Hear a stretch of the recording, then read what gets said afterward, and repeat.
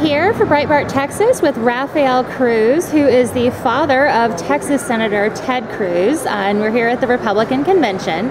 How are you enjoying this year's convention? It is terrific. There's a lot of energy here, a lot of people excited about taking the country back. You know, one of the things I'd love to talk to you about, you've done a lot of work with the faith-based community and reaching out to pastors and different religious groups. What have you been doing? What's your philosophy behind that kind of outreach, and what's motivating you to do that? Well, let me tell you where the motivation came from. A little over a year ago, I was at a pastor's conference where I heard a statistic that really disturbed me. The statistics said that in the United States there were about 65 million evangelical Christians, and that of that only 50% was registered to vote. And of the 50% that were registered to vote, only 50% actually voted in the last election. That means 3 out of 4 evangelical Christians stayed home. That's over 48 million that didn't vote. I understand the figures are similar in the Catholic Church. I don't have the numbers. But when I saw that statistic, really, I got a real burden, because most pastors in America are scared to this. They're hiding behind their pulpits. What are they scared of? They're scared of the IRS. They're scared of losing their tax-exempt status. They're scared maybe of upsetting people in their congregation. And they give you excuses like separation of church and state, which is not in the Constitution, it's not in the Declaration. They give you excuses like, well, God just called me to preach the gospel. My response to them is, what is the gospel? Because the gospel is a lot more than John 3:16. The gospel is the whole counsel of God from beginning to end. And the Bible talks a lot about politics. As a matter of fact, the Bible tells you exactly how to vet a candidate. It tells you exactly how to decide who to vote for. When Moses came across the Red Sea, he was now trying to govern over 1 million people.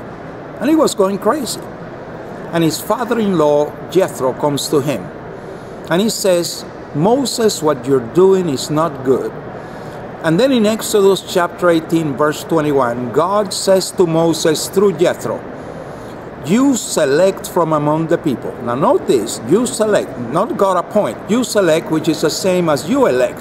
And then he gives 4 qualifications. Able men, such as fear God, men of truth, hating covetousness. Able men, such as fear God, men of truth, hating covetousness. What does that mean? Number 1, able men. We need to elect men and women who are capable of doing the job. Number 2, such as fear God. Now, if you fear God, you obey God's precepts. We call that in America following a Judeo-Christian ethic. What is that? That is respecting the sanctity of life. That's honoring biblical marriage. That is honesty, integrity, hard work, individual responsibility, the rule of law, and yes, free enterprise and limited government. Number 3, men of truth.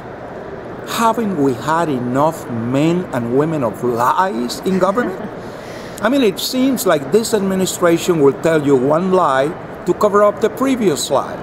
And whether it is Benghazi or the IRS or the NSA or Fast and Furious or the VA scandal, or now this new scandal with this traitor, this man who deserted, being traded for 5 high-level terrorists. It's one scandal after scandal, and it's lie to cover up the previous lie.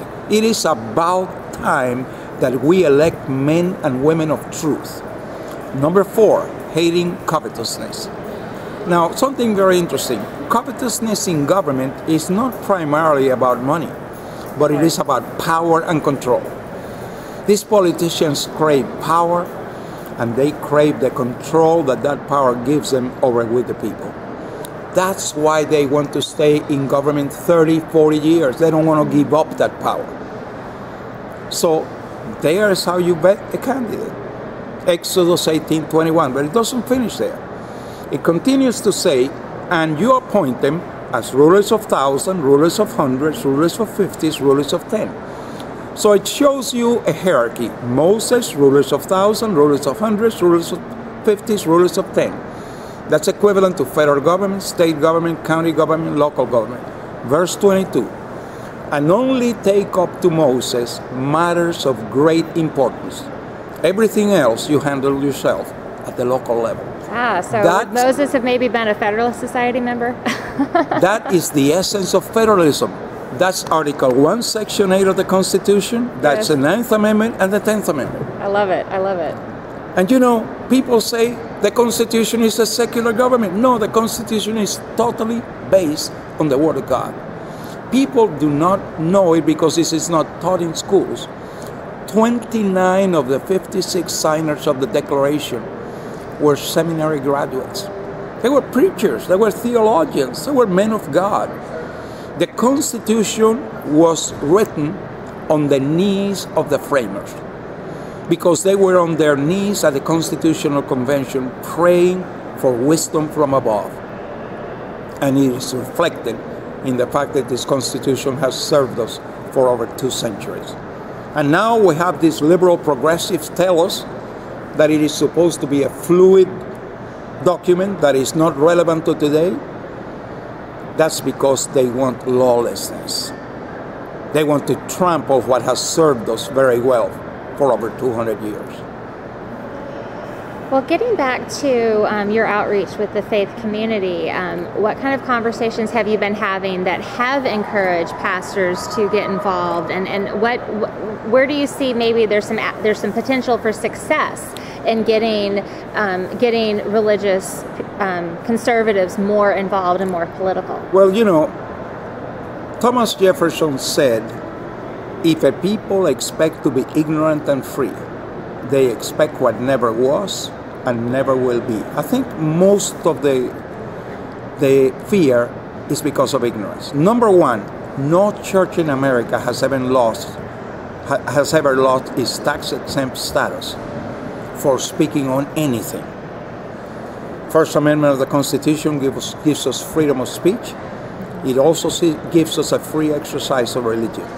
It is a paper tiger. It's never happened. That is an unwanted, totally unwarranted fear.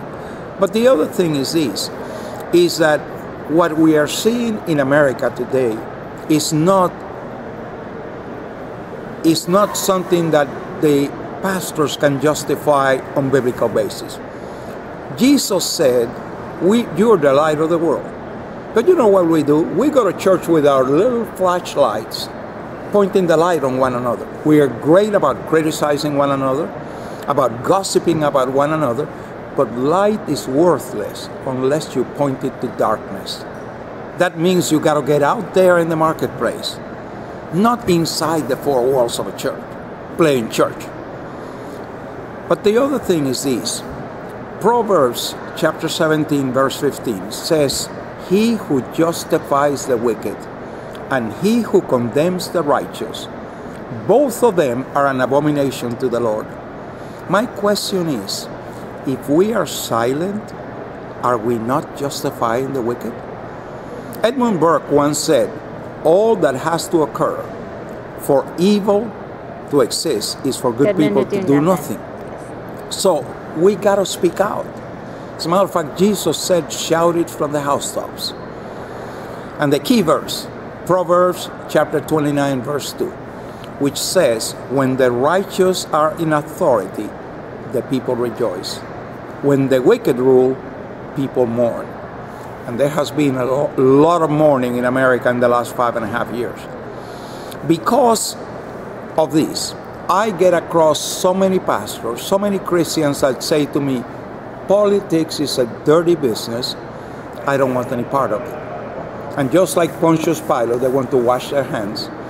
Well, if you look at the message of the Old Testament, you look through 1st and 2nd Kings, every time Israel or Judah had a righteous king, the whole country moved in prosperity, in unity, in following God. Every time Israel had a wicked king, the whole country went to idolatry and chaos. The message is very clear. As the government was, so were the people. So we need to elect righteous people. But if the righteous say, I don't want any part of politics, I don't even want to vote, or I don't want to run for office, all that leaves is the wicked electing the wicked. So what we need to do is having people of principle, number one, running for elected office, and people of principle voting according to those principles for those people of principles. If we do that, we will retake this country. Great. Thank you so much. I really appreciate you taking the time to sit with me. God bless you.